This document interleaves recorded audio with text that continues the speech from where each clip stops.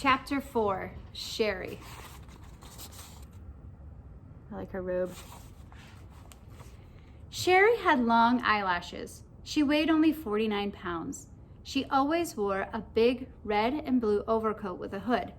The overcoat weighed 35 pounds. The red part weighed 15 pounds, the blue part weighed 15 pounds, and the hood weighed 5 pounds. Her eyelashes weighed 1.5 pounds. She sat next to the window in Mrs. Jewell's class. She spent a lot of time just staring out the window. Mrs. Jewell didn't mind. Mrs. Jewell said that a lot of people learn the best when they stare out the window. Sharie often fell asleep in class. Mrs. Jewell didn't mind that either. She said that a lot of people do their best learning when they are asleep. Sharie spent all her time either looking out the window or sleeping. Mrs. Jewell thought she was the best student in the class. One afternoon it was very hot.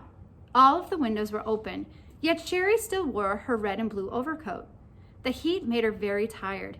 Mrs. Jewell was teaching arithmetic. Sharie pulled the hood up over her face, buried herself in her coat, and went to sleep.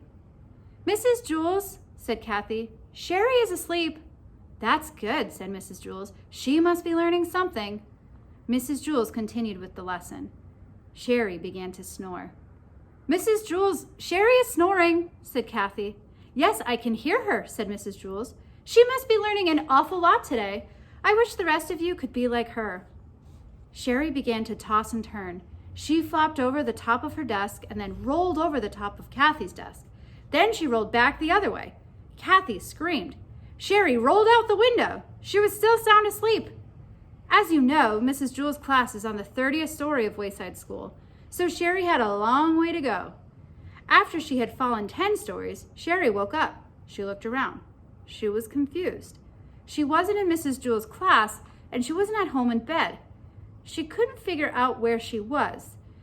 She yawned, pulled the hood back over her eyes, and went back to sleep.